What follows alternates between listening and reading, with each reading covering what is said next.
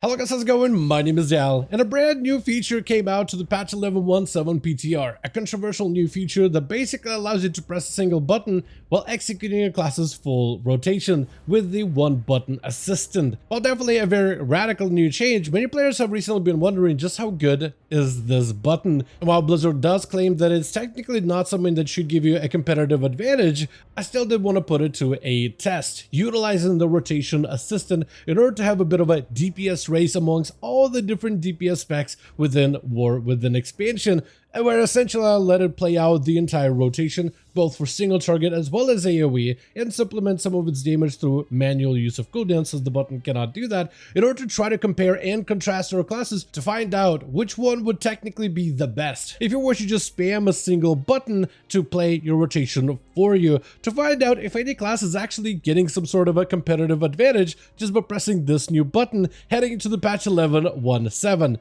Definitely not a serious video. Like I said, they don't really want this thing to be competitive, but I was actually surprised by the performance of some of the different classes and even got some of the charts to show you and compare some of the different results that I've been able to see so far. And overall, I kind of just want to dive into this experiment immediately. But right before that, if you guys want to see more regular updates for the War Within expansion, be sure to follow the channel and subscribe. But otherwise, let's dive right in.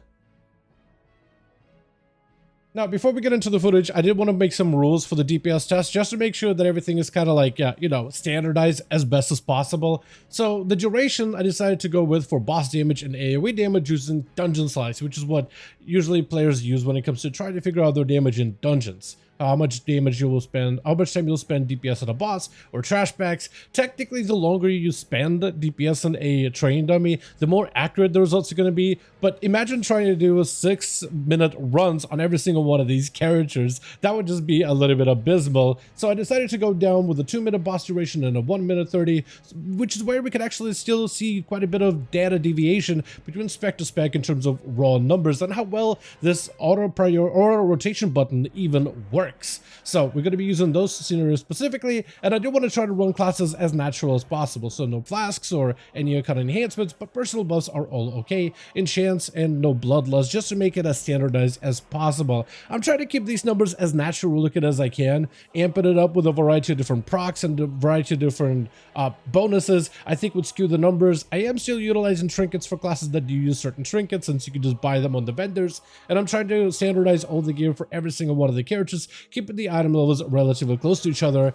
For the builds, I am utilizing the best Simmons single target pure builds, but also some of the more popular Mythic Plus variations for the AoE dungeons. So these builds should be as accurate and up to date as possible. Some of the side stuff I did take me a couple of times, because at some point I did find out that some of the dummies I was hitting actually take more damage than others in certain areas. So I actually had to go back and scrub a good bit of this footage. So as you're watching this, if you want to give this video some love, I would very much appreciate it, because I had to go record at least half of this, and it took me a little bit of time. But without further ado, I am going to break this classes down in a chronological order, and then I got some charts at the end just so we can see the breakdown of all the different damage numbers at the tail end of the run, and as well as some of my thoughts regarding the one button rotation. But with that, however, let's actually dive into the actual DPS of every single one of the DPS classes.